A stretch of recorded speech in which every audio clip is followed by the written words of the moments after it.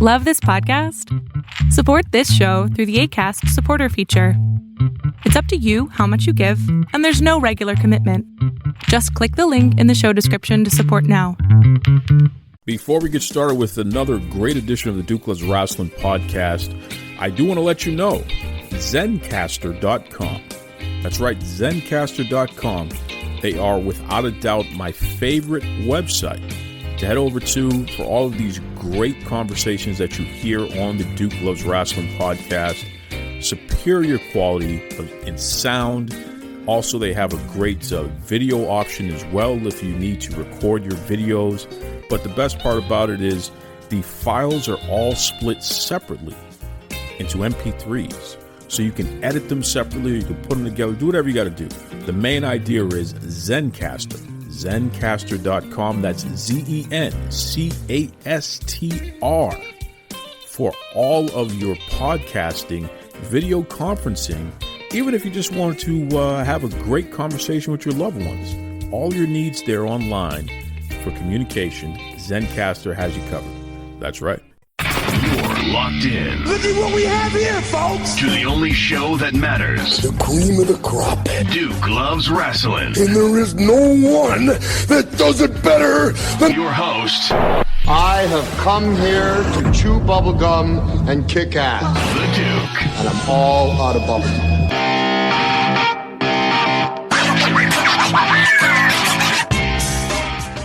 We could not end 2021 without having our favorite guest, our most frequent guest, the man who literally has the voice of an angel.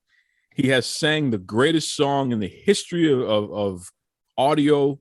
I'm telling you right now, like I said before, Drake, Beyonce, Taylor Swift, watch your back, because this man right here with the official Duke song, I'm telling you, he's going places. That's the truth. So without further ado, welcome back to Duke Loves Rasslin, our man, Mr. Sean Reed. What's going on there, Reed? He's your Duke to be. That's it. I'm not going to give him any more. Don't give him any more. I'm not going to give him any more. We're going to have to charge him, man. Don't give him any more. I'm a blessed man. We're all blessed in some ways. I like to say I'm blessed, because a man with a voice, I got a raspy, people tell me I got a raspy, like Fred Sanford voice. I shouldn't be able to hit high notes like that, yet I can. You knock it out of the park. Listen, now, were you part of the Shy Lights or something like that, man? I'm trying to figure out, what's going on here? I was not, but funny you should ask. That was one of my deceased father's, one of his ambitions. You know how brothers now, they get in a cipher and freestyle rhyme? Sure. Back in the day, brothers would stand on the street corner and do like Shy Light, Four Tops, and Temptation songs. So my father was one of those type of dudes. That's amazing. That's amazing, man. If I'll tell you right now, man, you must have adopted his voice, because you got it. You got it for sure. I wonder about something, Reed. Has this not been the most bizarre year for combat sports? I mean, for me, it's the most bizarre year I can remember. I don't know if I've ever seen so much nonsense, so many upsets, so many matches that probably shouldn't have taken place in the first place, but they took place, and it's just like, what the heck was that? I mean, how would you sum up 2021 in terms of combat sports? I forget who said it, but to me, if I were to pick the fighter of the year in combat sports, it would be COVID-19. Just to put it out there. One of my gifts and curses is my optimism, and COVID took that away. So many fights, you'd be like, oh, this guy's fighting that guy. And then the fight would be postponed or even canceled, because one or the other participant contracted COVID-19. So it's unfortunate, but it's the times that we live in. But to your point, upsets galore. There has been good fights, but they've been sprinkled. You know what I'm saying? So, fighter of the year, COVID-19. That's where I'm at on the year that is 20 and 21. Well, I'm not going to debate that. I think you hit that right on the nose. You're absolutely right. COVID is undefeated in 2021, Undefeated. and I'll tell you that's not a good thing. It's in fact, as you see, things have rolled back. You know what I mean? Now they're telling you that even if you go into your mama's house, you better be wearing your mask. So that just lets you know, folk just did not do the right thing. They didn't make sure that they were putting themselves in the best position possible. And unfortunately, the numbers continue to tick up. So let's hope that 2022 is a complete opposite. Let's hope we can really do away with this nonsense so we can get back to business, right? I mean, as we speak, Duke, there's 2 football games, and it's Tuesday night football, because of games that were canceled over the weekend. I'm sure we'll see the same in the NBA before long. I'm hoping the Christmas NBA schedule can commence as planned, but you never know, man. We don't know at this point. We don't know. Yep, you're absolutely right. You're absolutely right. So let's start from the top here. I want to start at the most recent nonsense and kind of work our way back to things that have happened. Okay. I mean, the Paul Woodley fight, Paul Woodley Part 2. Come on, Reed. What was that, man? Is that the first one I thought it was a dive. The first one I thought was some nonsense, but that looked like a real knockout this go around here. It was a real knockout. Here's where I'm at with Jake Paul, and now I classify what he does. I have a different bracket. I'm a boxing guy, as you know. I consider fights of that ilk, I call them clown fights. So it's a clown fight, but unlike many boxers or boxing fans, I'm not mad at Jake Paul at all, because here's the thing. If elite level fighters gave boxing fans the fights that we want, the fights we demand, there would be no room for Jake Paul clown fights. The machine behind Jake Paul, they ain't stupid, dude. They scan the big fight boxing calendar, and then they pick dates where there's no major elite level fighters offering competition for them. Recently, we had Terrence Bud Crawford against Sean Porter. That pay-per-view didn't even do well. A week or so later, we had Tank Davis versus Isaac Cruz. That pay-per-view also didn't do well. But what we do know is Jake Paul was not about to interfere or compete with those fights, because those were legitimate fights with elite world-class caliber fighters. So back to my original statement, all the boxers who are mad at Jake Paul, it's your damn fault. If you fight the fights that fans want to see, there'd be no room for the clown fights. I'm talking about Earl Spence and Terrence Crawford. They've been flirting online for 3 to 5 years now, Duke. 2 best welterweights in the world. Make it happen. I mentioned Tank Davis, Ryan Garcia, Devin Haney, Teofimo Lopez. They're all in the same damn division. They've been Twitter beefing for years. Get in the damn ring and fight. If the elite fighters fight, that'll eat up the schedule. That'll eat up all the good dates, and there wouldn't be room for the Jake Paul clown fights. That's where I'm at on it. You know, I can't sit here and tell you that you're wrong, because you're absolutely right. And it makes me wonder, I mean, what is it? Are people just afraid to lose? Why aren't the boxers giving us the fights that we want to see? Because at the end of the day, it feels like they're losing money by not doing it, right? Yeah, I hate to use the word afraid, because very few men who fight for a living, or women for that matter, actually have fear in their heart. Now, there may be these 1 or 2 fighters, like, you're like, oh, hell no, no matter what, I don't want to fight that guy or that girl. But yes, and I hate to cast aspersions and blame, but Floyd Mayweather created this. Back in the day, if you had a loss or 2 or 4, okay, whatever. Like Muhammad Ali had 5 losses, if I'm not mistaken. You know, Floyd had that O, and it got to a point where he protected the O to where he started cherry-picking opponents he was picking good name opponents, but he would pick them when they showed vulnerability or when they had lost a step or what have you. So, yes, this generation coming up under him, they want to get max dollars for the lowest risk. Max dollars for the lowest risk. And that's created the situation that we're in boxing now. Like Spence and Crawford, I'm trying to say, neither one of them are $10 million fighters. But they're both like wanting $8 to $10 million to fight each other. That's the problem. That's the problem. If neither of you are a $10 million fighter, how could both of you get paid $10 million? That just doesn't make sense. But yeah, I blame Floyd. He kind of created the current climate. But here's the problem.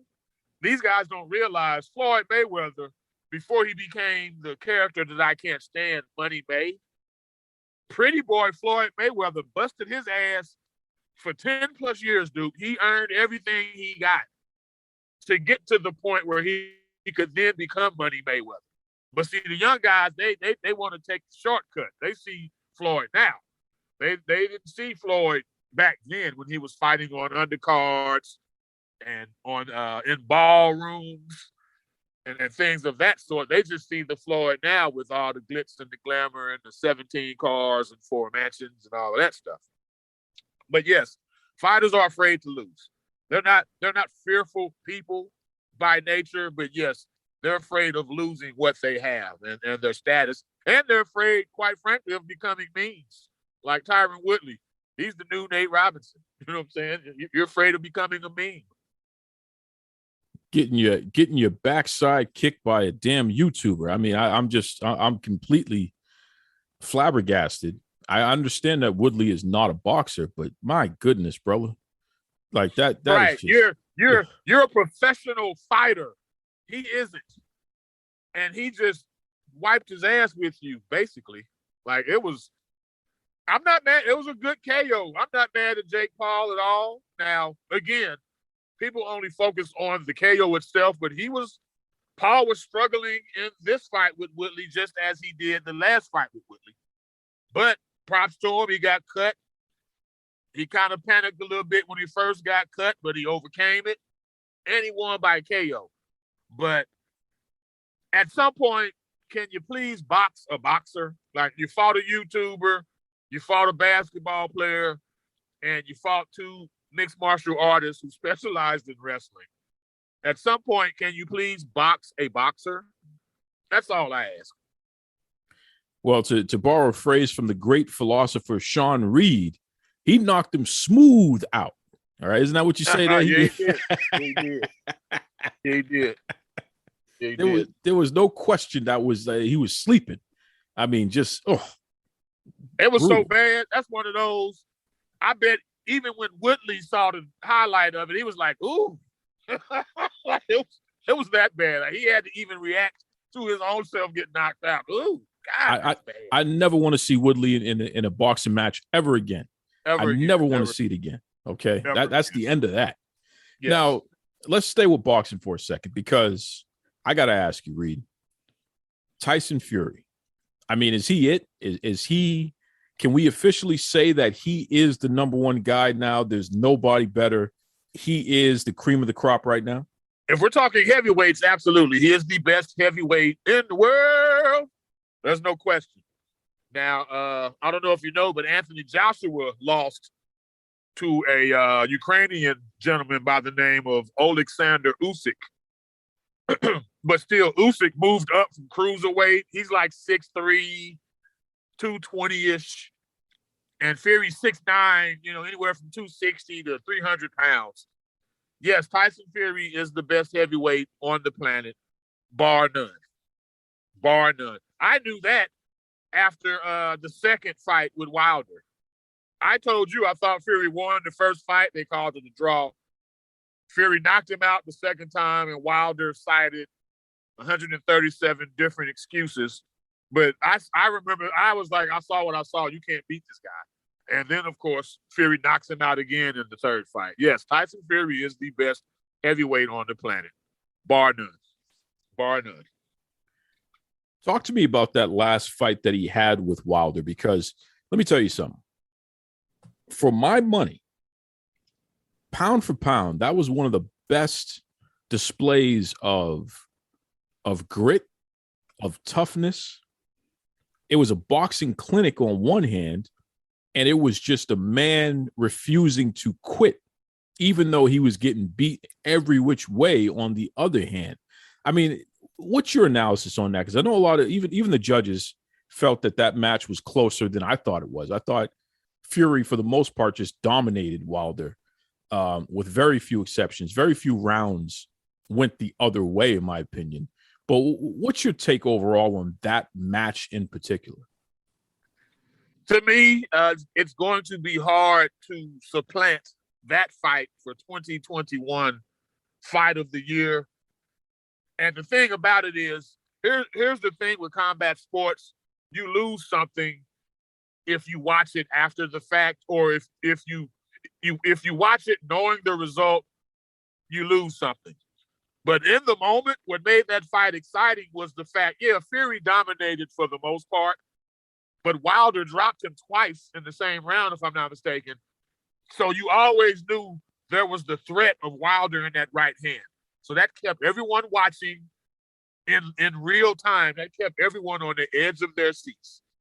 There's nothing, I think it's Max Kellerman, he said, there's nothing, when boxing gets it right, no other sport compares. And on that night, boxing got it right. Everybody in the sports world, not just boxing world, everyone in the sports world commented on that fight after the fact. And it was a brilliant fight. And even with all the excuses that Wilder made, which turned off quite a few people, like you said, the heart bravery he displayed, even in losing, he won back the fans he had lost, just by virtue of the way he fought, even in losing. He really did. He went out. He wanted to go out on the shield. Tyson Fury knocked him on his shield, and that's how he went out. But, yeah, points for bravery. I didn't like how he didn't want to shake Fury's hand. I'm kind of in the middle of that because I'm not a good loser either. You show me a good loser, I'll show you a loser.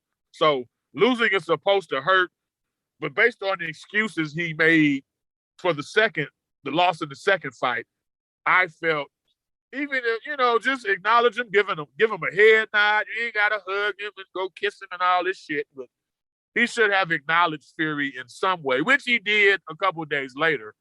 But I'm saying in the ring, man to man, he should have acknowledged him. That's my only gripe. But beyond that, fantastic fight. And in my opinion, 2021's fight of the year with no competition. Let me ask you a personal question, Reed, because we know that the towel was thrown in the second fight, right? Wasn't that the fight where the towel was thrown in? It was the second fight, yes. It was the second fight that the towel was thrown in. Yes. And we know that Wilder put the fear of God in his new team about that. Don't you throw no towel in. You let me die on my shield. I mean, clearly that was the mandate. Right. Do you feel that it was warranted in this fight for the towel to be thrown in as well? Yeah. I mean, watching the fight, I think he might have got stopped in the 7th, 8th, 9th. I don't quite remember, but I knew a couple rounds before he got stopped, like, okay, he can't beat this guy. His legs look bad again. He's on the verge of getting stopped. But again, man, the way he bitched and moaned, hey, he's an adult. Now, I don't want to see a death in the ring, because literally I've been at a live boxing match where a gentleman eventually died. That shit ain't cute. It ain't funny. It ain't pretty. There's nothing in fact, my wife would not attend boxing matches with me anymore because she was with me that night. But I digress. In Wilder's case, with the stink that he made about the second fight, and you fired your trainer who was looking out for you, I think that's the way it had to be, dude. And I'm glad he's safe. He still got his wits about him. He still sounds and talks the same. So I'm glad that he went out that way and he's recovered. So Yeah, it probably could have been stopped, but then he just would have bitched again. You know what I'm saying? So for the sake of closure, I'm glad it ended that way. Let's switch speeds here and talk about MMA, because I saw what was the most disturbing, the most heartbreaking thing I've ever seen.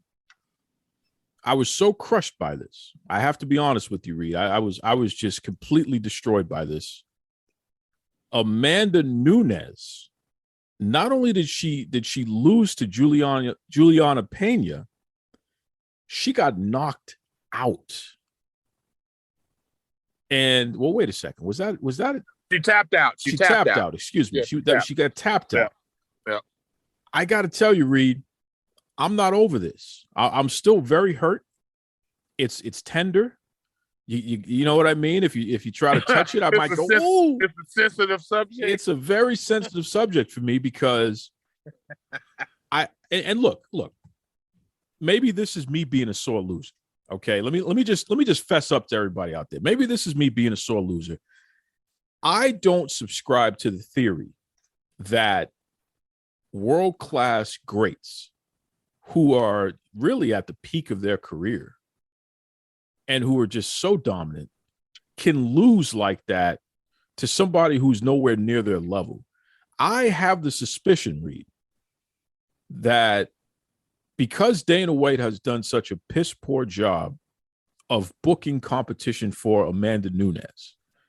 I mean, he literally said, there's no one, we don't have anyone to fight her. Like, we don't know what to do. For years now, it's been years that he's been saying this. He literally cannot find proper competition. He cannot book fights that generate enough interest where people are going to spend the money, because she should be in the main event. I mean, she's legitimately the greatest women's fighter in MMA of all time. There's no question about it. So right.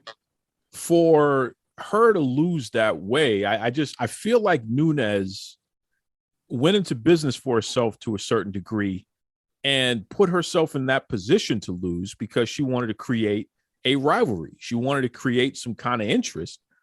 So the next fight is probably going to be a main event, because it's like, wait a second. You know what I'm saying? Like, man, she took your best shot, and Pena still beat you now. So we need to see what will happen again. Am I on the right track here, Reed, or am I just being a sore loser? You know, I love you, bro, but I think you're being a sore loser. Here's the thing. Do you remember how Pena's face looked at the end of the fight?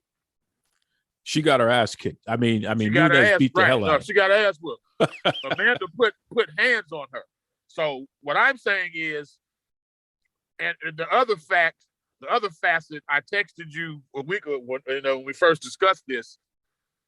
Pena was the one chick for years always talked confidently. And, you can say words or whatever, but she always talked confidently. Hey, you put me in the cage with Amanda Nunes. Oh, y'all say she's big and bad? Put me in the cage with her. I'll show you what it is. And she was never disrespectful to Amanda, but she just exuded confidence. And I really, really hate to bring up this analogy, but it reminded me of Roy Jones and Antonio Tarver. Like, when people told Tarver he was crazy and delusional, he was saying, you put me in the ring with Roy Jones, I promise you I'll knock him out. When no one believed him. And yeah, they fought the first time, Roy beat him. Close fight, so Roy, being arrogant, he gave Tarver a rematch. And in the rematch, Tarver knocked him out. And then Tarver proved his point. I think the similarity to me is the fact Pena had unwavering confidence the entire time, to the point where even when Amanda was putting them hands on her and was fucking her face up, Pena still refused to wilt. And I think that is what broke Nunes. When she hit this woman with her best shots, when Amanda Nunes hits you with her best shots, you go down and you stay down. Well, Juliana Pena didn't do that. I think that may have kind of played, some of mine playing tricks on me. I think that that fact played tricks on Amanda Nunes' mind. And I hate to say it, but it may have spooked her a little bit. People say she quit, oh, this or that. Perhaps. But I know that it was still Pena that made her do that. It wasn't, oh, let's revisit this and I'll come back. And I'm not saying Nunes can't reverse ship and beat her in a rematch. But I think in the moment, she's like, oh, yeah, this chick talking all this mess, okay. I'm going to come out, show her what's up. Well, she came out, tried to show her what's up, and she was still standing there looking at her and fighting back and punching back. I think that Nunes isn't a bully, but when you're used to just running through everyone, you kind of get somewhat of a bully mindset. You know, she can't beat me. I'm Amanda Nunes. How dare you? So then when Amanda does her Amanda thing and the Amanda thing isn't working, it's, whoa, wait. Hey, I'm Amanda. She's supposed to be down right now. And she wasn't. I think that played a part in I've seen people endure more before tapping. Thank you for sending me a copy of the fight. I've seen people hold out a little longer before tapping out, giving up their title. Like, I agree with you there. But I'm not prepared to say this was strictly to set up a rematch. I mean, the rematch is going to happen, but I don't think she tapped out knowing, hey, yeah, I could really win this fight right now if I wanted to, but let me go ahead and tap out so I can then be a main event for bigger money in a rematch. I don't believe that. Well, I disagree, Reed. And I'm frankly, I'm very disappointed and offended that you would even. Let me get 2021 on you. I'm very offended by this, Reed, and I don't know if we can continue to be friends because you disagree with me. I mean, that seems to be the trend in 2021 with everybody. Right? I serenaded your ass on your birthday. I should carry me. I should get 5 years of friendship out of that. You know what I'm saying? You on the members only list after that. Come on, right? Now. Right. If I'm in Boston, I should be able to stay in your house rent free, like all that. Right. Listen, yeah. Walk into the fridge. You should be able to get the last drop of the orange juice, the whole 9 yards, man. Drinking out the carton. Don't even pour it in the glass. Drink out the carton. Right. Come on, dude. I keep that in mind. Speaking of which, so Roy Jones Jr., among others, he will be inducted into the International Boxing Hall of Fame in June of 2022. The International Boxing Hall of Fame is based in Canastota, New York. It will be an honor and a pleasure to meet you there, brother. If you can't make it, cool. I'm trying to round up some of my internet homies, Roy Jones fans. I've been planning this for 20 years. Like, hey, whenever Roy Jones retires, I got to be there, man. But just putting a bug in your ear. You know something? For you, my brother Sean Reed, I will absolutely be there, brother. Without a doubt, I will be there. Absolutely. That will be a good time, man, to share that with you. Of course, you have my word on that. Now, what sucks is I mapped it out. I'm thinking, hey, Canastota, I've never been to New York City either. So, hey, I'll, go to New York City. And it's like 4 hours from New York City, bro. I was about to say that. It ain't nowhere near New York City, right. Man. I don't know what you... God, I'd have to fly from New York to Canastota or something like that. Pretty much. That was kind of disappointing. But it's Roy Jones. I still got to be there regardless. It's Roy Jones. So I got to be there. Yeah, no, for sure. That'll be a good time, man. That'll be a good time. I wonder too, Reed, looking forward to 2022, because I've seen some interesting things. I've seen folks like Paige Van Sant. She tried to do the bare knuckle stuff. I don't know. I guess that ain't working out too well for her. Junior Dos Santos, Andre Arlovsky. These folks are dipping their toe in the pro wrestling game.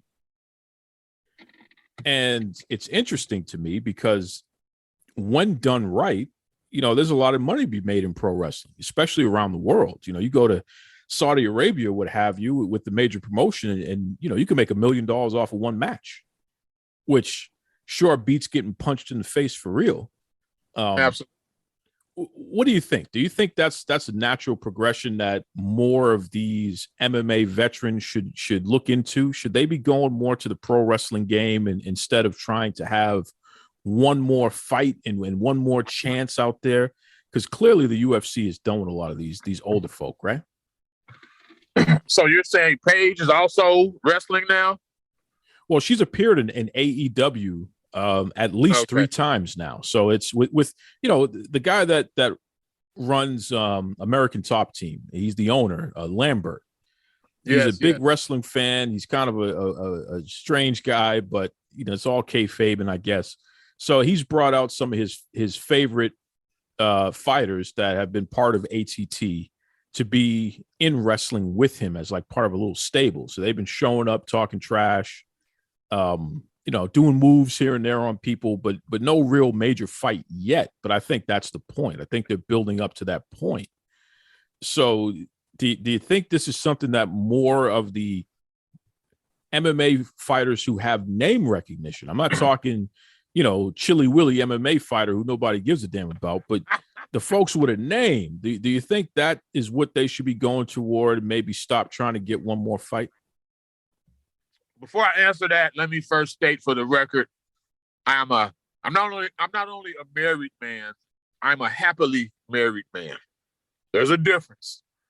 But with that said, good God, Paige Van Zandt, woo-hoo, Lord Jesus, it's a fire. Yeah, she's the truth. She's the truth. Yes, yes. And she was a horrible mixed martial artist.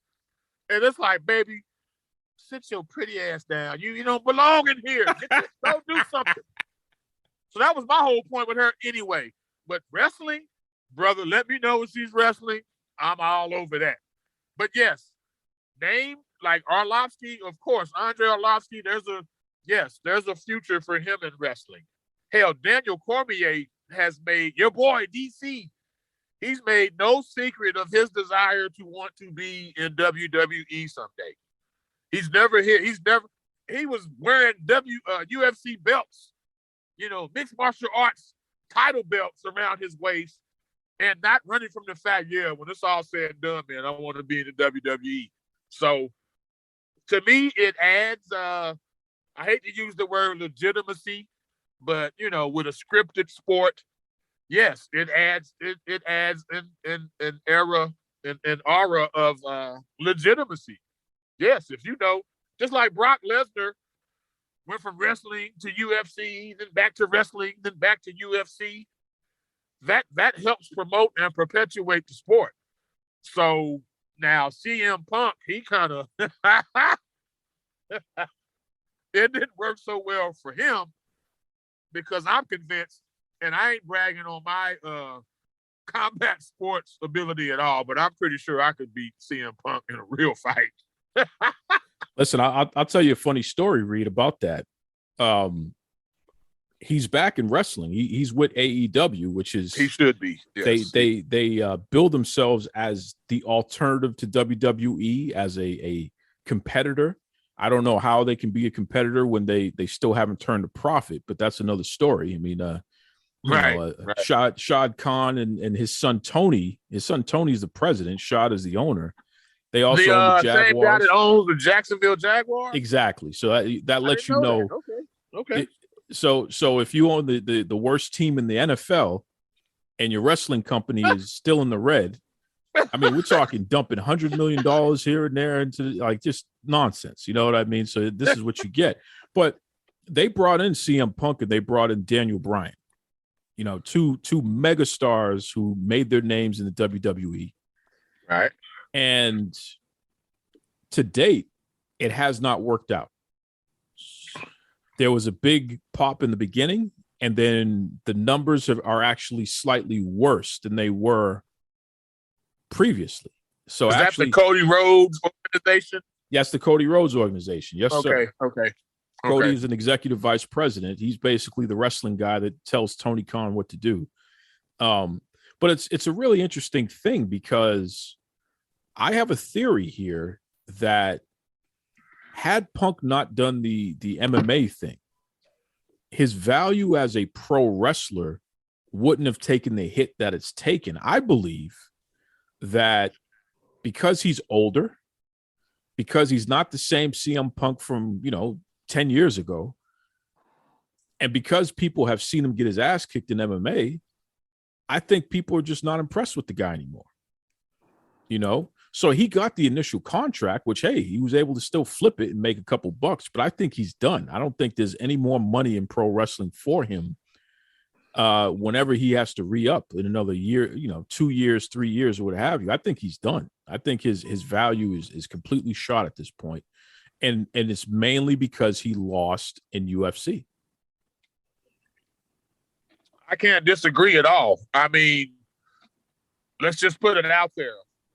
The thing with pro wrestling, it's we know what it is. It's about the illusion that you're a badass. Okay, well, Brock Lesnar made it more than an illusion. This motherfucker was the UFC heavyweight champion at one point. So he enforced it. Hey, I ain't just a wrestler. First of all, y'all know I was a national champion collegiate wrestler. Then I go to WWE.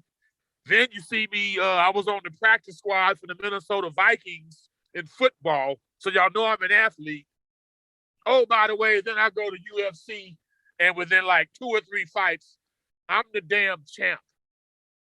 And yeah, CM Punk, his foray with wrestling was the complete, with UFC was the complete opposite, bro. His first fight, he didn't even land a punch. It was like this is set on UFC record. This man was hit. No one's ever been hit 18 times without landing a punch. Like, he got hit 18 times and stopped, dude. It was embarrassing. It was embarrassing. And here's the thing. I know I'm not good enough to be a professional fighter. And guess what? You're not going to see me in a boxing ring or octagon either. CM Punk, desire and want to, that's a small bit of climbing your ass into that cage or that boxing ring, bro. You have to have the ability. And at some point, someone should have overlooked the fact that he's got this name and we can make this money off of him and say, bro, you don't have it. No offense, bro. You're a good dude. You can cut promos like hell, but you don't have it. So, yeah, I totally agree. And I'm not surprised that when he comes back to wrestling, because now, you're coming back, because you're humble. You got your tail between your legs. And the illusion that you were a badass, that you try to preach in your promos, he cut great promos. He really did. But it's not believable anymore. It's not believable anymore. Like, if Ric Flair got his ass kicked in a real fight in front of the world on a pay-per-view card early in his career, he would have never been Ric Flair. Like, that's just what that is. That's just what that is. So, yeah, I totally agree, brother. The fact he got beat up and beat down in the UFC, and now you're coming back to wrestling for crumbs, like, yeah, that's we see what you really are. You've been exposed. And I don't have no beef with CM Punk at all. I don't know the guy, wish him well, but yeah, he's been exposed. 100% exposed. And it's just, it goes to show you can't just walk off the street and think you're gonna walk into a sport and be great. I mean, Brock Lesnar is a totally different example because he was an actual athlete. One of the things that he was an athletic freak. Right. Exactly. He was an athletic freak. Right. One of the things that Punk brags about is the fact that growing up, he was not an athlete. He did not play sports. So think about that for a second. This guy didn't even play sports. But yet, you're selling yourself as a badass? Yeah. Okay. Just get it's embarrassing. It's embarrassing. So let me ask you this, Reed, before I let you go, man, because this is a big one here. We know that Christmas just passed, and we know we're a couple of days away from New Year's. So what's the story here? What's the big move for 2022 for Reed BBS? My big move. So I've been a longtime member of a boxing message board called fightbeat.com. And I've been doing live streams of fights as they happen. Now, the thing with live streams, for those who don't know, you can't show the fight. I've learned the hard way, you can't even have the volume too loud or YouTube will shut your shit down. But it's basically me doing commentary of real live fights major fights as they happen. You know, I've had as many as about 5,000 people for one stream and 30, 45 people for others. It's really hit or miss, but getting a man cave built. So my 23-year-old daughter moved out. She lives with her girlfriend now. And I told her I'm going to give you a year. And April will be the 1 year mark since she moved out. So then I'm going to convert her room into my man cave / studio where I will do future live streams. I'm just doing me, Duke. Got me a new Jeep, podcasting. I'm going to talk about boxing and MMA anyway. That's why I post. It's not even about money for me. I have these thoughts in my head. I need to release them so I can move on to other shit. And I mean, why not post them? Since you have the thought, go ahead and post it. You know, if 50 or 50,000 people like what you said, hey, that's even better. I love it. I love it 100%, man. And listen, Reed, you're a guy that I can honestly say I go to you for combat sports stuff, whether it be boxing, MMA, what have you. Not only are you entertaining, which is, without a doubt, but you're knowledgeable. You actually know what the hell you're talking about. So I get to learn something from. Say that again. I said, not only are you entertaining, you're knowledgeable. You actually know what the hell you're talking about. Okay. So I get to learn something every time, you do your thing, which at this point is really weekly because there's always something on. So, right. I look forward to what 2022 has to offer for the Reed BBS brand because Sean Reed, he can't miss. He can't miss 100%, man. He's just going to knock it out of the park. So I appreciate it, brother. Well, what's up for the Duke before we go? What's up for the Duke in 2022? Man, let me tell you something. I have this show and a few other podcasts, the Olympics. We'll see what happens with the Winter Olympics, by the way, because now I'm hearing that the NHL is not sending American players to the Olympics and the NBA might be pulling out. So I don't know how that's going to affect everything, but I've been asked. I'm an official media partner for USA Olympics, so I've been asked to cover the Olympics coming up again. Okay. So we'll see where that goes, but just in general, man, this Duke Loves Rasslin brand in particular has continued to grow, and I appreciate everybody who's contributed and all the folks who listen and what have you. There's some major things in the cooker in terms of where we're going next, and I'm pretty excited about it. But it doesn't happen without folk like yourself, Reed, who come on and share your expertise and really legitimize me and what I do. Who am I? I'm just a guy with an opinion, but I got to reach out to the experts to get the real deal. You know what I'm saying? So as you continue to grow and do your thing, man, I appreciate you taking the time to help me do the same thing. It's all love. Oh, you know that, brother. That goes without saying. Right. That goes without saying. Absolutely. So why don't you let them know, man? How can they continue to watch you, especially now you're talking live stream? What's the best way they can keep up with Reed BBS? First of all, go to the website, fightbeat.com, FIGHT,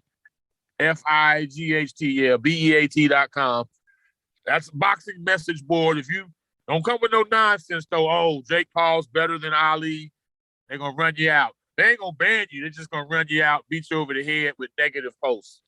I have my YouTube channels, Reed BBS Televisión. I have one with my mother you need to check out, Duke. Mama's Boy Sports Talk. Me and my mama talk sports. Let's see. I occasionally mess with pugilismcompany.com. You can find me on Twitter. I believe my address is sreed625. That's on Twitter. Yeah, hit me up, man. I'm anywhere, and really just Google the name Reed. REED, and look hard enough or look up Sean Reed, you're going to find something with your boy attached to it.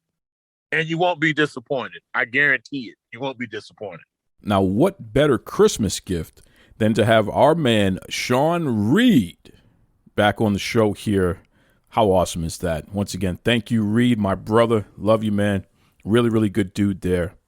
And welcome back to the Duke Loves Rasslin podcast, the show about pro wrestling and everything else. Merry Christmas and whatever else that you celebrate this time of year. I am so excited here. You know, we had a little snow. We had a little snow out there here in sunny Boston, Massachusetts, so that's pretty cool. Pretty cool to see that. You know, as close to a white Christmas for this black man as we're going to see. That's right. That's right. Listen, you know, I started off with that combat sports conversation because we haven't had much of that over the past few months, so I kind of saved it all for one, and thank goodness, because that was awesome. And I'm going to share some gifts for the remainder of this show. I'm going to share some gifts, okay? The gift of the Duke giving you the latest news and my perspective on it, and I know for a fact that just like any gift, some people, they appreciate everything that they get. Some people can't stand everything that they get. And then if you're like the most of us, you know, it comes and goes. You like this, but you don't like that. So it really depends, right? So if you're one of those people that just can't stand what you get because you're hard to please and that's just the way it is, I don't know. This might be a tough listen for you for the remainder of the show, because I am not going to play nice here. I am going to give the people what they've earned, okay? And there are some lumps of coal in there. But don't worry, we can always turn all negatives into a positive, because with coal, hopefully, you can set that sucker on fire and you can make a barbecue. So keep that in mind there. But yeah, I'm not going to play games. There are some things on my mind that I really need to weigh in on, and I cannot allow the year to end without commenting on some of these things. And let me just say, next week, I have a great pro wrestling journalist, an actual journalist, and an author who is going to give Lord of the Rings a run for their money with his new book. And we're going to go long form. So that'd be a great conversation for next week to end the year. Really, really solid conversation. But because of that, yeah, I'm going to weigh in. I'm going to share my thoughts on a few things here. And let me start with Nyla Rose. AEW superstar, former AEW world champion, fantastic person. Nyla Rose is a hot button topic, especially right now. And the main reason why is some humanoid was at the latest AEW event and holding up a sign that, you know, was pretty offensive. It attacked the fact that Nyla Rose is transgender. I think it said something along the lines of, Nyla Rose is this guy's father. And, you know, Nyla Rose is a woman, but she's a transgendered woman. And to my knowledge, she doesn't have any kids yet, but she's nobody's father. So the sign was a little crass and ridiculous. And a lot of folks have responded to it. But what's interesting is all the people who have an issue with the fact that this transgendered woman is out here making a great living for herself. She's a TV star. She's someone who is beloved. You know, a lot of these folks come out of the woodwork and they just can't stand it. They really got a problem with seeing that level of success from this person. And it makes me wonder, okay? Because there's different categories. And there are people all have their different motivations for why they carry on the way that they do. But it makes me wonder.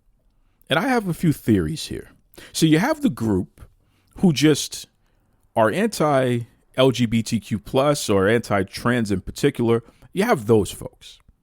They try to hide behind religion. They try to hide behind, well, this is how I was raised and this is what I believe. Whatever it is, at the end of the day, they just have their hang-ups. Hatred is part of them, and that's just what it is, right? And let me tell you something. I want those people out in the open. I want to see them. I want to know that they exist. I don't want them pulling strings behind the scenes and making me feel like they're an ally, and then behind the scenes they're screwing me. I want to know, right? So when I see something like this, these anti-people, I think it's great that they express themselves because it leaves no doubt who they are, right? So you have them. Then you have those people who, they express these negativities, but it's because they secretly are attracted. And they're having some kind of conflict because they feel like maybe the people in their lives, would give them a hard time if they knew that they were attracted to Nyla Rose or to other transgender folks. And to them, I say this, and I have a question for you. And maybe you should ask yourself this question. You don't even have to answer it to me, but think about this. Do you have a thing where you secretly have a crush on Nyla Rose? Is that what it is? Do you want Nyla Rose to be your Iron Sheik and, flip you over and put you in the camel clutch and make you humble? Is that what it is? I think that's what it is. I think you want Nyla Rose to be your Iron Sheik. There's some of you out there, and the way that you express these conflicts that you're having with inside yourself is you just try to bury her. There's people out there who, they have these kind of issues, and the truth comes out eventually. It is what it is. Look, I have a lot of respect and appreciation for Nyla Rose. I think she's fantastic as a human being. I think that the wrestling character is interesting, and I just would love to see that character be more dominant and actually be what they should be, which is like the most destructive force in all of wrestling. But I will say this, I don't like Nyla Rose when she's doing certain things like in the ring with Thunder Rosa, and she choke slams her on top of her head, and causes a concussion, which it looks like that's what happened. Nyla Rose, I don't appreciate that. And if I ever saw you, I would not say anything about this to you because you probably choke slam me too. So from the comfort of my podcast where I can be the toughest guy in the room, I'm going to say to the toughest woman not in the room, Nyla Rose, I don't appreciate the fact that you may have given Thunder Rose a concussion and you and I have beef over that. But if I ever see you, I'll never bring it up. And if you question me about it, I run. Okay. Now we got that out of the way. I'll just say, and Nyla responded to some humanoid online. She made a crass remark about somebody being in a wheelchair, and it was crass. There's no two ways about it. I don't support any kind of making fun of people who are disabled. That is not acceptable. But I will say this: stop poking if you don't want to get bit. See, people are interesting, and I wonder about this because there's a whole bunch of people who want to jump all over Nyla Rose for whatever she said about this person in a wheelchair, and I wonder because MJF, who's also in AEW, he's a white guy, and I think because of that, he gets a tremendous pass. He gives kids the finger. He tells women they're fat slobs. He tells guys that their mother should have swallowed them. He says all kinds of crazy things to people, but he's a white guy. So it's like, that's the past. He can get away with it. He can say whatever he wants, and especially within the wrestling community, it's like, oh, it's MJF. He's so great. No. The character that he's playing is a jerk, and the pass that you give him makes you a jerk. If you're not extending that same pass to Nyla Rose when she lashes out in response to somebody talking nonsense to her. Come on. You can't have it both ways. You can't sit here and trash Nyla while sitting here praising MJF. Aren't they both playing characters? Make up your mind. So, my best to Nyla and respect to her. And I'll just say this to Nyla and all wrestlers. You can't wrap yourself in the opinions of people who don't even like themselves half the time. See, that's why I don't care about your praise or your disdain. Everyone out there. I don't care who you are. You could be the sweetest person to me in the world, or you could be the most miserable bastard to me in the world. It really doesn't matter to me. And I'll tell you why. Many of you don't even like yourselves. So I can't trust your opinion of me. And I don't. It doesn't matter to me. Again, I don't care if you like me. I don't care if you hate me. I don't care if you tweet that I'm the greatest man in the world or that I'm the worst guy in the world. It doesn't matter to me because I know you don't even like yourselves. And for these people piling on Nyla, go check their Twitter, right? Go do it. Just do Nyla Rose latest results here and see the people who speak negatively of her. Check their Twitter. Do an advanced search and look up words like depression. Look up words like myself. Look up words like take or phrases, take a break. See what they say about themselves. And then ask yourself, can I trust this person's opinion of anyone else when that's how they view themselves? And look, I know I just offended like more than half the room. And to all of you, I say good, because that's how I feel. I don't trust people who don't even like themselves. There's nothing that you're saying to me that I'm going to hold dear or worry about. I just say, okay, you don't like me. Thank you for your participation. You love me. Thank you for your participation. But I can't allow your feelings of me or about me to dictate how I feel about anything, because you cannot be depended upon. You cannot be trusted because you don't even like yourself. How the hell do I expect you to like me? And if you don't even like yourself and you hate me, it's like, well, what does that even mean? Okay, so you hate everybody. So it's just, it's interesting. But seriously, to all you wrestlers out there, it's time to consider the source. And I think we don't do enough of that. Why allow people who don't even like themselves to interfere with your own personal feelings about how your day should go, how your year should go, whatever? Just, okay. That's all they deserve from you. Okay. Some of these folks, they take their social media down. A lot of these wrestlers, especially this year, and in AEW in particular, I know all the different promotions that happens, but in AEW in particular, they take their Twitter down because fans are piling up on them saying ridiculous things, right? There are a lot of quote-unquote fans who say a lot of sexist and racist and homophobic and terrible, terrible, terrible things. Don't get me wrong here. It's best to mute those folks, report them and what have you, of course.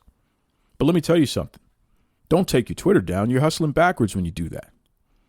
Like it or not, Twitter is a marketing tool. And it works. It's effective.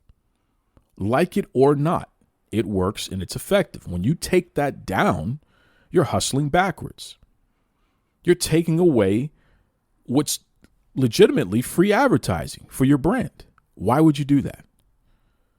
Here's what you do. Future posts, right? Schedule posts, 1 or 2 original posts a day. You can load them up once a week. And it just does that. You could take your comments down or just don't even look at the damn comments. Who cares? But just keep advertising your brand. I want to see new photos. I want to see your merch. I want to see, that stuff. And I don't care if you never respond to another fan online. Who cares about these folks? Right? Your job is to entertain. That's it. So you do your best, and those who are going to be entertained are entertained, and those who aren't. And that's it. You don't need to have this personal interaction with people who don't even like themselves most of the time. Who cares about what they have to say about anything? I don't. I cannot trust somebody who doesn't even like themselves to have any kind of assessment of me that is supposed to matter so much that it affects the rest of my day, good or bad. Give me a break. It's like people who can't make decisions. If you can't make decisions, then I have no interest in hearing about your opinion on my decision making. It doesn't, why do I care what you think about my decision making? You can't even make a decision. You can't even trust your own ability to make a decision. You think I care if you trust mine? Give me a break. Come on. That's my Christmas gift to a lot of folks out there, right? Stop putting the power in the hands of people who don't even like themselves. What are we doing that for? It's a fool's errand when you do that, right? Come on. Stop taking down your social media. Always hustle frontward, never backwards.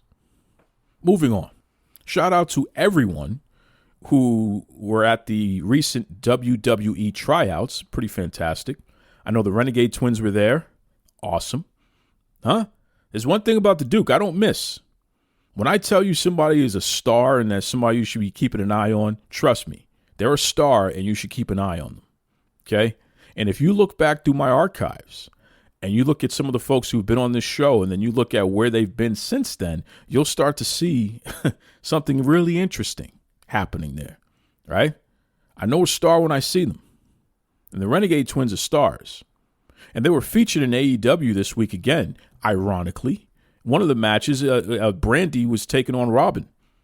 And Brandi took it upon herself to use the B word in a tweet where she has a photo of her doing some kind of submission hold to Robin. Let me just say this. I don't care who you are. Don't use the B word in the same conversation as the Renegade Twins. Don't do that. I'll just say that. Don't do that. Brandi, and I understand some of you humanoids out there, you think it's acceptable to call others and even yourself the B word. I'm not into that. I think it's wrong. I don't like it. I think things can go far left very quickly. So it's just best to just not even go there. That's my opinion. I know some of you out there, I could say whatever I want. I got the freedom of speech. Yeah, and you also have the freedom to get your nose broken, which, the Renegade Twins, I'm pretty sure Robin could beat the hell out of Brandi Rhodes if she wanted to. So, Brandi, I don't care. You think you're a hot shot executive in AEW. That's good for you. Just be careful. Using words like that. You can communicate the same sentiment without using that word as you're referring to anyone, especially the Renegade Twins, who absolutely could destroy you at any point in time. That's right. Some humanoid was like, well, why are you following Brandi and saying things to her? Like, look, I don't follow Brandi Rhodes on Twitter. I don't. But I've read her old blog, and I find her an interesting person. I think she's had an interesting life. I think that she'd be a great interview because of that. I think that there's a lot about Brandi Rhodes that's misunderstood and has never truly been discussed in a manner and explained in a manner that everyone could actually understand. And I think that's the biggest mistake that everyone's making here. It's like, Brandi, you need to sit down with somebody who actually knows what they're doing. This is my opinion. You don't need to do it. So let me omit that word. I take that back completely, and I apologize for saying need. You don't need to do anything. In my opinion, it would make sense if you did an interview with somebody who actually knows what they're doing. Like a Lillian Garcia. Lillian Garcia knows what she's doing, right? Obviously, I believe I know what I'm doing. It would be nice for you to interview somebody who knows what they're doing and actually open up about why you are the way that you are and what are some of the big points of contention that you and the fan base have with each other, the misunderstandings of you that you have observed, and how that has affected you.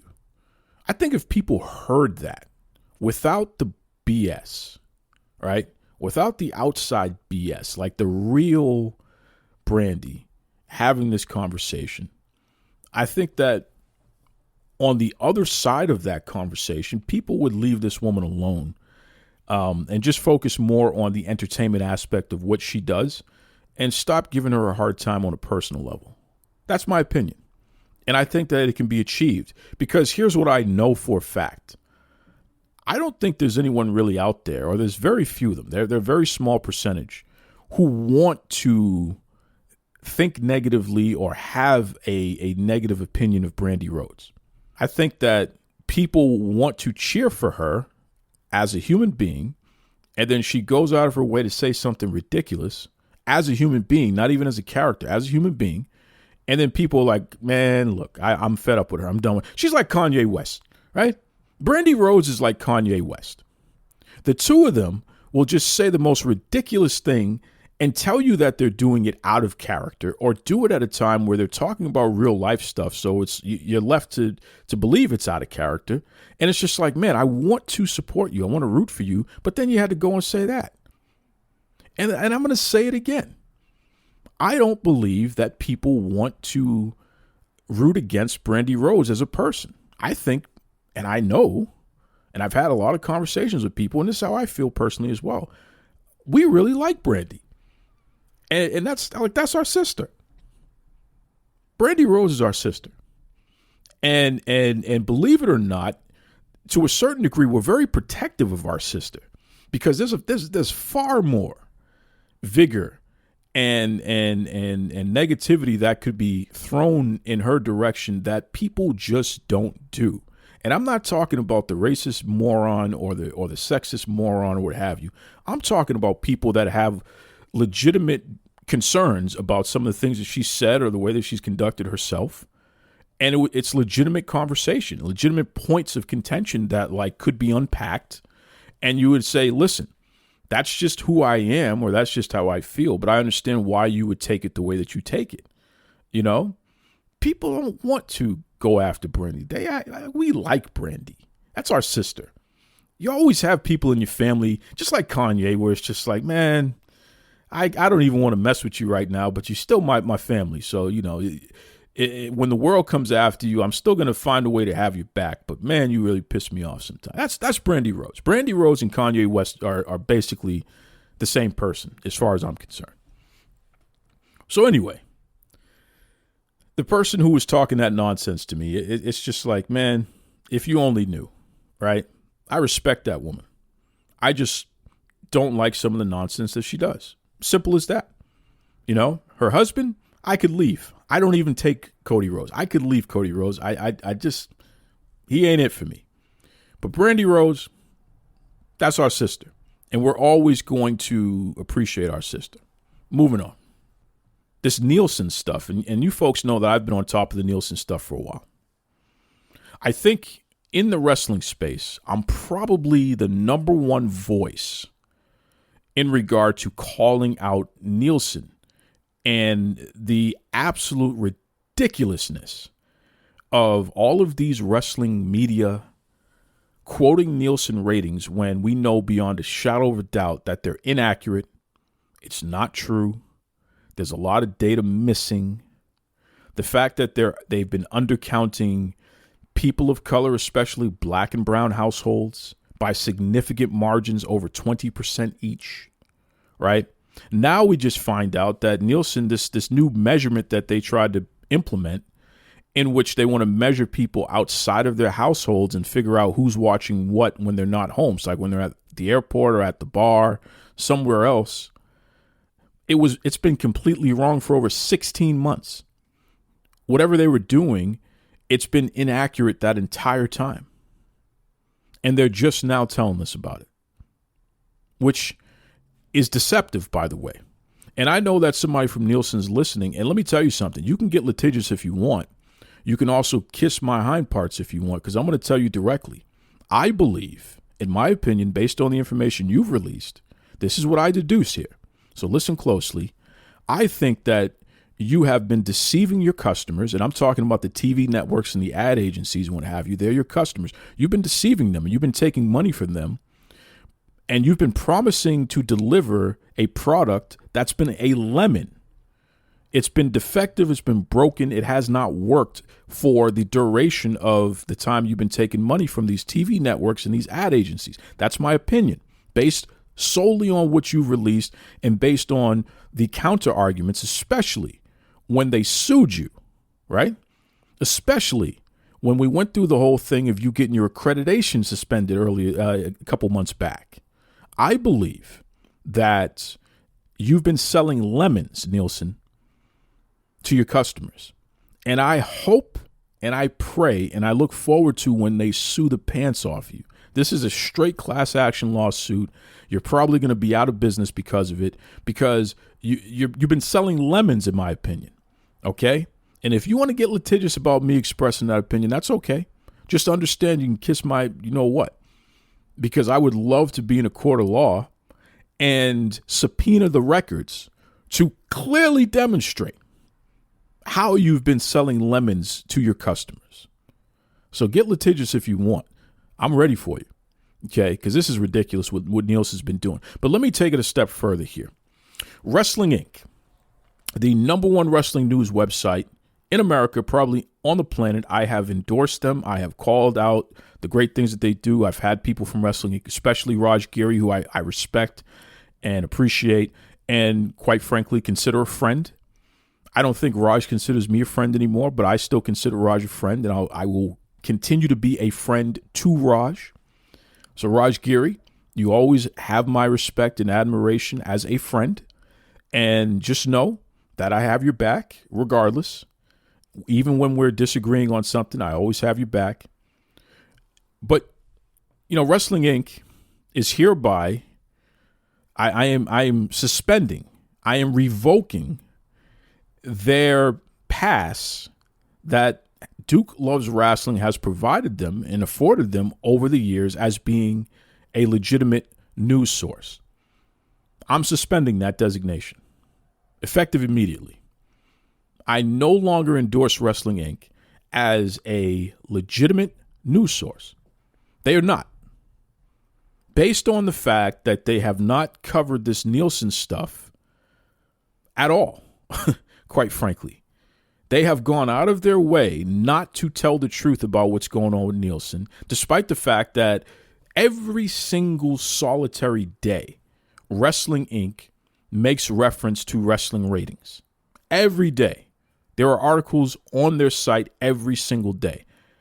It accounts for, I'm going to guess, and I haven't done enough analysis. It's going to take a while to do it. Maybe I'll build a program to do it for me. But if I were to venture to guess, I would say that as much as 1/3 of wrestling, it's actually more than that. I'm not even going to play games. More than half of Wrestling Inc.'s overall interest, so that's clicks, more than half of Wrestling Inc.'s overall clicks, which generate money, by the way. So I would say that from a financial standpoint, Wrestling Inc. is dependent upon their analysis and articles that mention in some way, shape, form, or fashion ratings, right? They're dependent upon Nielsen. Their entire business model is dependent upon Nielsen. If you were to take away every single thing over the past year, just a snapshot here, over the past year that Wrestling Inc. has written, if you were to take away everything that talks about ratings and you see what you have left, I guarantee you that does not account for even half of their overall revenue for the year. And it certainly doesn't account for half of their clicks for the year. The majority of what they put up as news items, forget about their podcast stuff, that's another story, even though that's pretty dependent upon the ratings as well. They're ratings heavy. And I'm using Wrestling Inc. because they're the number one. It's not that no other website is like this. The issue here is that Wrestling Inc. was the only website, the only wrestling news website over the past few years that I've endorsed and said, yes, they're it. They're legitimate. They're number one. There's no question about it. I would not give that designation to anyone else, right? But they've proven themselves to have some kind of funny business going on, and I can't in good conscience continue to endorse them as being legitimate. I can't do it. Nielsen's accreditation was suspended. Wrestling Inc. did not report on that one time. Now Nielsen has this new issue, which is actually related, that even the new measure that they created to measure people who are outside the household has been completely inaccurate. So like every rating they've put out has been wrong, right? They're admitting this to you. And Wrestling Inc. hasn't put a damn thing up about it yet. There's no way I can say that they're reputable. I can't do it because they're not. Not when you're playing these games. Because here's the issue. You take a look back at what Wrestling Inc. reports, and you notice that they put up fluff pieces at least once a year about Nielsen and how they're going to change the way that they do this, and they're going to do this great thing. And it's essentially a press release from Nielsen that's being copied and pasted. That's what it looks like to me. So there's no real reporting going on there or any analysis that actually matters going on there. So Wrestling Inc. is acting as a vehicle to support Nielsen and not be honest about the fact that the data that they're putting out that Wrestling Inc. depends on, they build a lot of discussion and interest in what have you off of this data. It's all wrong. It's wrong. It's inaccurate. It's wrong. Nielsen has admitted it's wrong. They lost their accreditation because it's wrong. There's nothing about it that actually is right, because the sum of all parts tell you what the key demo is. The sum of all parts tell you what the overall viewership is. It's the sum of all parts. So if your women data is inaccurate, if your black households are inaccurate, if your Latino households are inaccurate, if you have people who are leaving the home and watching TV at a bar or airport or wherever, and you're not tracking that properly and that's wrong, the sum of all parts, all of the data is wrong. And they won't even report on that. They don't even put a disclaimer up. And let me tell you something, Raj Giri, who I respect and appreciate and consider a friend, he said something ridiculous to me the other day. He said, well, I'm going to block you, man, because there's no way I can stop reporting on the ratings. Hey, Raj, I never told you to stop reporting on the ratings. What I did say is put up a disclaimer in everything that you mentioned that deals with the ratings and say, hey, Nielsen has their accreditation suspended because the data is inaccurate. That's responsible. That's what a responsible and a reputable news agency would do. The fact that you go out of your way to avoid even saying it lets me know that there's funny business going on. And my question is, what is Nielsen providing you, or what are you concerned about Nielsen will do if you actually report the facts? Right?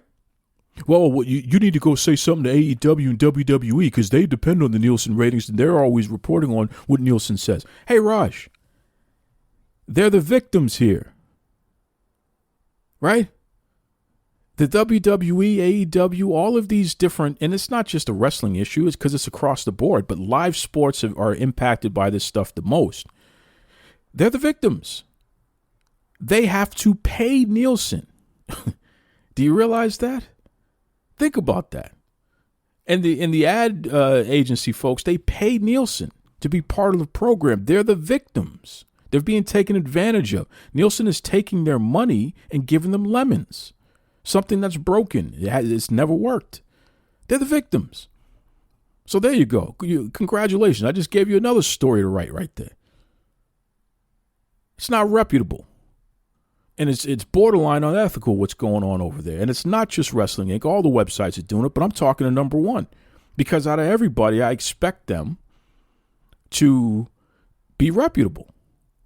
Right? You got to hold them to the standard. And that's the thing, Raj. I like Raj Giri. I think he's a great guy. And I have put my stamp on Wrestling Inc. I share Wrestling Inc. articles every single day, at least 12 Wrestling Inc. articles a day. I'm not going to do it anymore until they start getting reputable again. If they're not going to cover this Nielsen issue, there's no way I can trust anything coming out of Wrestling Inc. You're revoked. You're no longer a credible news source according to Duke Loves Rasslin. That's it. So, and if this is the end of Raj Giri being friends with me, that's okay. I don't, it is what it is. I'll always be his friend, though. Anyone ever asked me anything about Raj, say he's a great guy, hardworking guy, built something out of nothing. Sharp dude. I like the guy. I think he does great work, but clearly there's some kind of funny business going on with Nielsen, in my opinion, based on the facts. And because of that funny business, because of at least the appearance of funny business, I can't say that Raj and Wrestling Inc. are being reputable as it relates to wrestling news or news in general. It's not reputable. Somebody's doing something they shouldn't be doing here. And it's unfortunate because I have nowhere to send people for wrestling news. And if you're going to go there like Wrestling Inc., just know that you're reading something that is probably not to be believed, not to be trusted.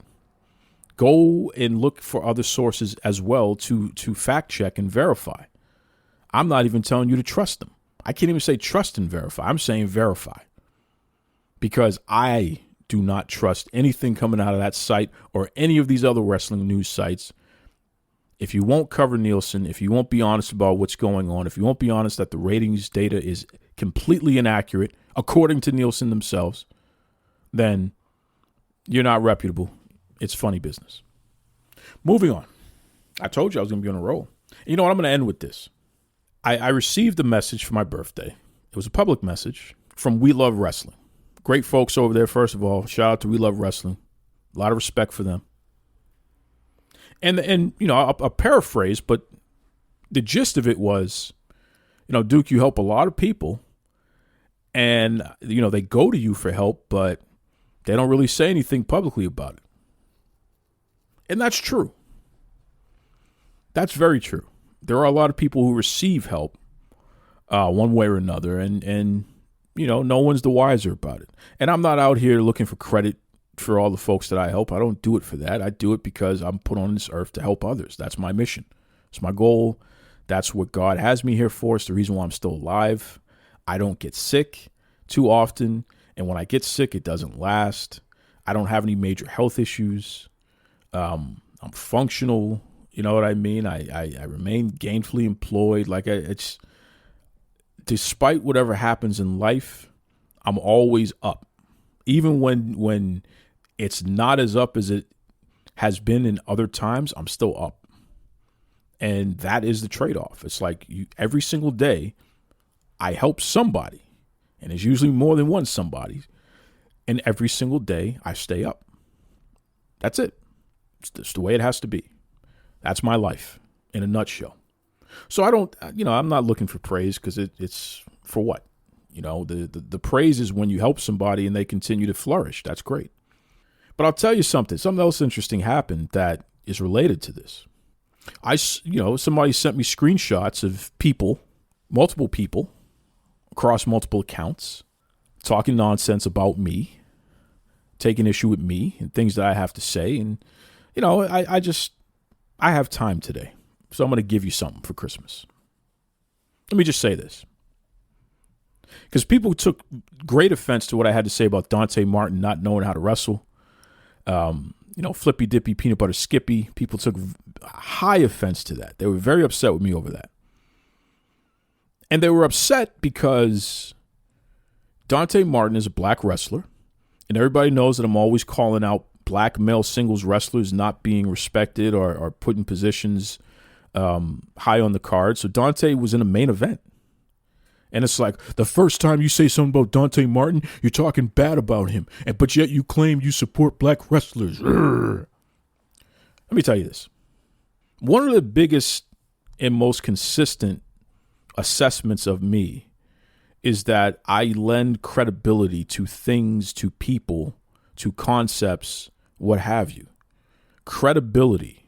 That's the word that's always used. I'm not right. I'm not wrong. I give an honest assessment. I give my opinion. I explain how I got there. And that's it. But I'm very consistent. I don't waver. You don't really have to worry too much about what my opinion is on most things because it's, you erase the names, erase the promotions, and just look back on the actual issue. I'm saying the same thing over and over and over again. Consistency. That's another thing that people always talk about. I don't agree with you, Duke, but at least you're consistent. Yeah, I am. Because I actually believe what I say, and I say what I believe. And I'm not too concerned who has an issue with it or who likes it either. It's just, this is me. So credibility is the name of the game. Consistency is the name of the game. And I don't believe that there are people who exist on this earth who aren't somehow, some way helping somebody at some point. Right? I think everybody helps somebody somehow, some way. No matter how big or how small, you do something for somebody. You at the grocery store and somebody needs help reaching for something, they can't get it, you get it for them. That's helping somebody, right? Somebody lost their job and you help them find more employment. That's helping somebody. So it doesn't have to be big. It doesn't have to be small. It's just you did something for someone. You did something for someone, and there was really not much for you to gain, if anything, in return. But you did it because it was the right thing to do, right? I think we all, even the most miserable bastard born out of his mammy's backside, helps someone. Seriously. I believe that. Believe that to be true. I've never seen that not be true in life.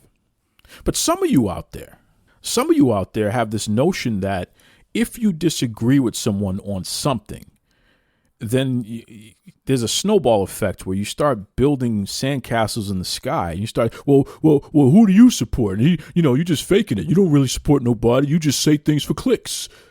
First of all, who puts out anything in public and they're doing it not for clicks?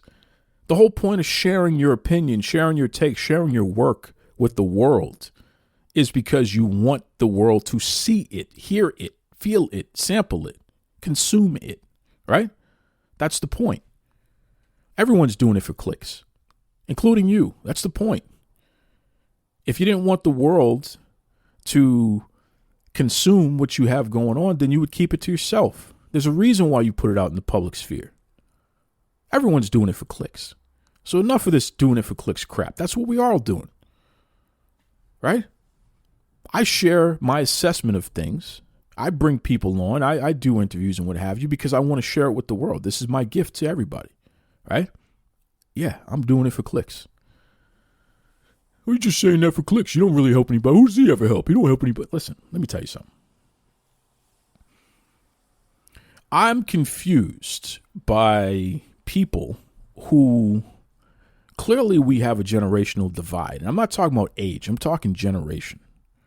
I'm talking maturity. I'm talking, I don't know what it is that it's like I was born during a time that is so dramatically different than a lot of these other folks. Even if we're close to age, it's just like, man, we're worlds apart in a lot of ways.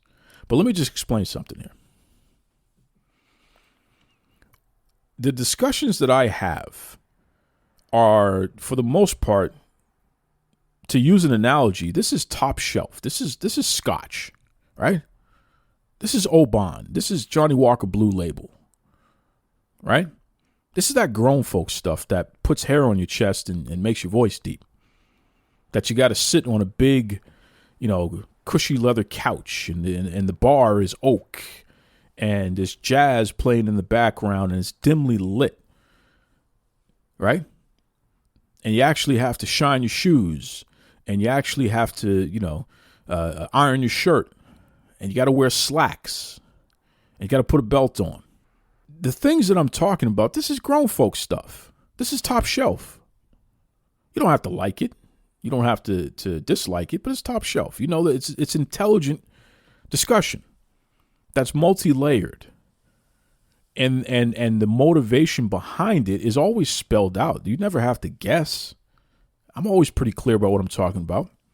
Everything that I said about Dante Martin was about health and safety and longevity so that he can be financially secure. I want that young man to have a long-lasting career. So when you do the flippy-dippy peanut butter skippy and you land on your chin, flipping over your opponent, when you land on your opponent's throat, right? It's like when these folks do a backflip and they break their necks. This is top shelf conversation that I'm having here when I say, listen, that flippy move stuff, man, save one high spot as a finish and do your flippy. But other than that, work a hold. Don't fill up your bump card. These are the things that I say. That's top shelf. I'm talking about the health and safety and the well-being of the wrestlers, regardless of their race. But let's talk about black wrestlers in particular, because they are such a small percentage of the overall wrestling population. So we can't afford to have them getting injured, right? Top shelf. Some of these folks, they're coming in with a wrinkled shirt. They're coming in with their skinny jeans sagging. And they're coming in with the equivalent of flavored malt beverage conversation, right? I'm talking Scotch. They are talking Steel Reserve, fruit flavored, right?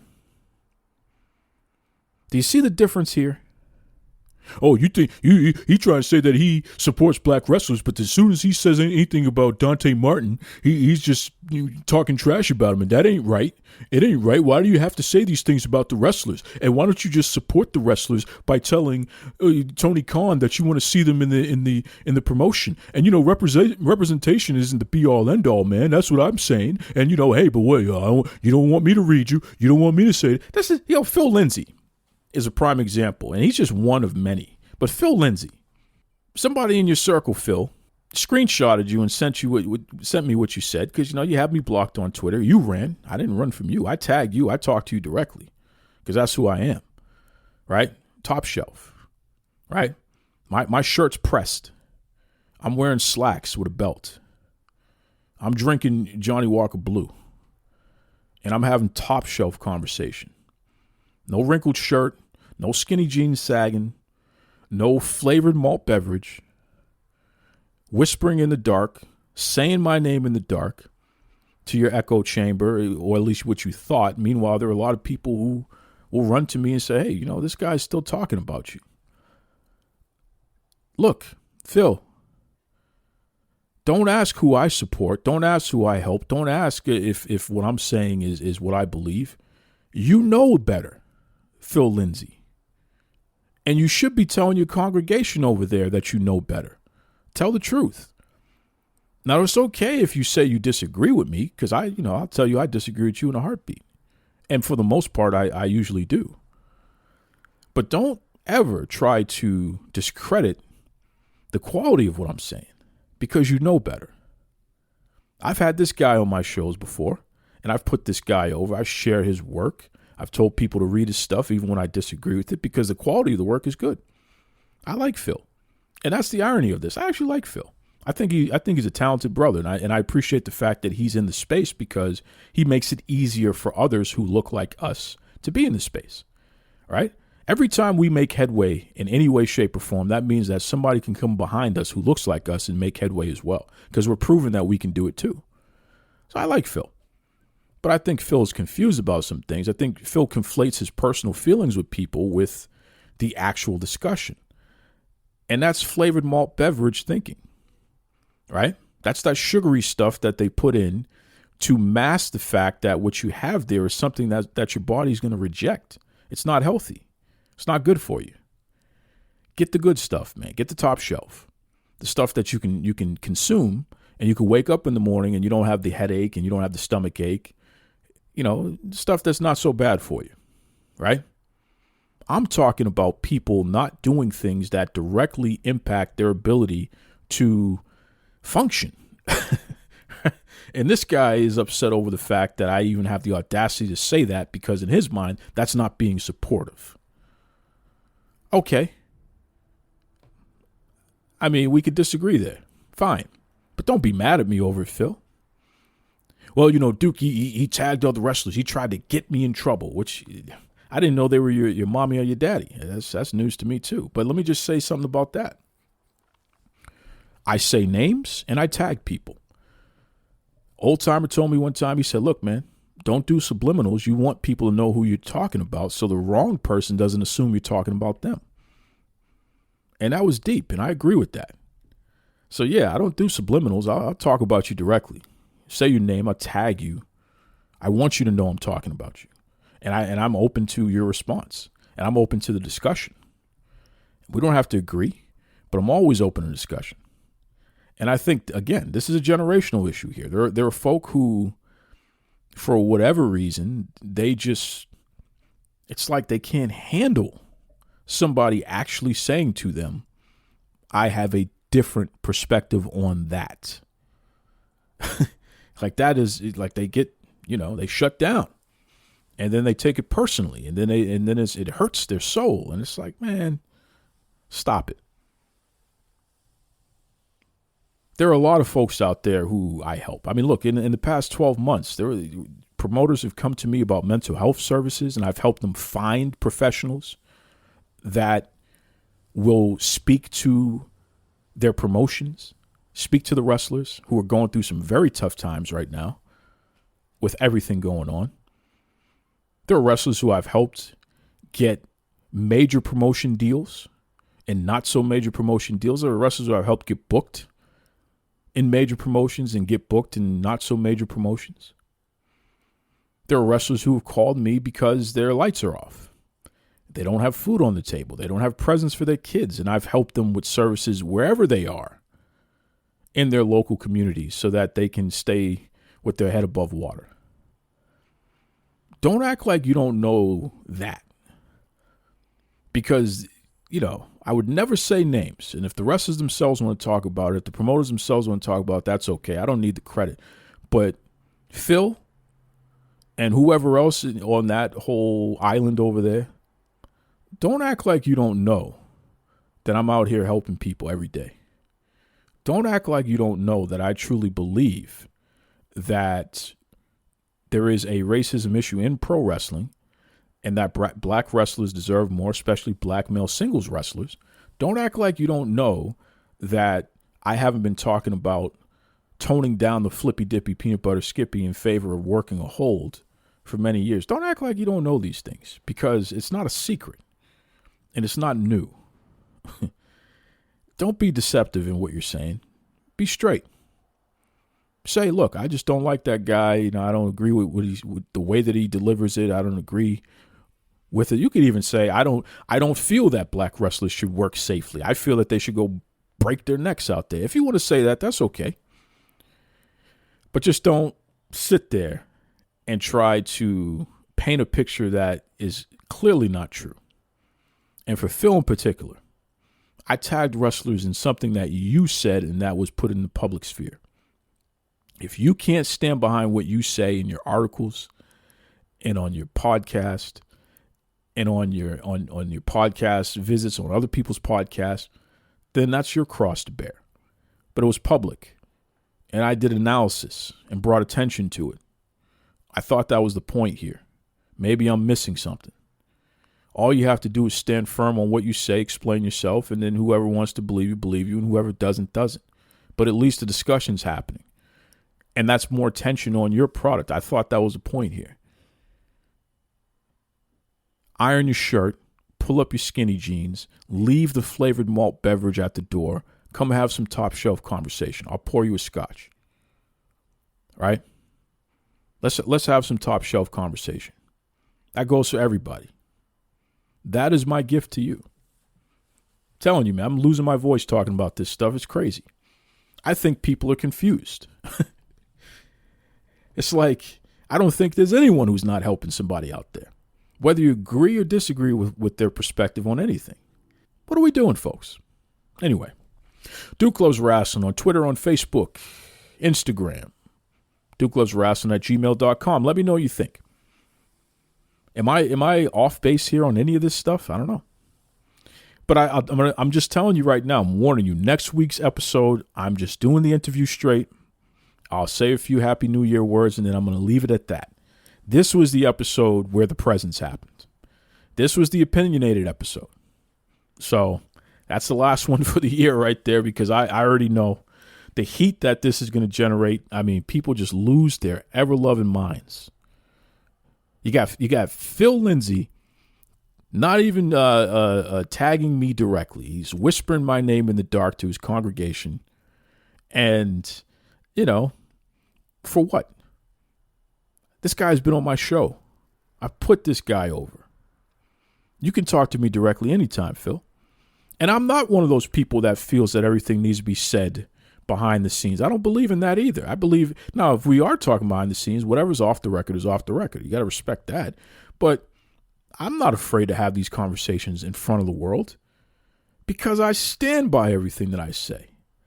And everything that I say is what I believe. So you got to ask yourself the question, why do you need to whisper behind closed doors about these things? What are you afraid of? Who is it that you are afraid that you don't want to hear you saying X, Y, and Z? And why? I don't have that problem. I don't suffer from that affliction. Again, leave the flavored malt beverage at the door. Come get some of this top shelf, and maybe that you'll be cured of that affliction as well. Okay. Mr. Tony Schiavone, and we're desperately out of time on Duke Loves Rasslin.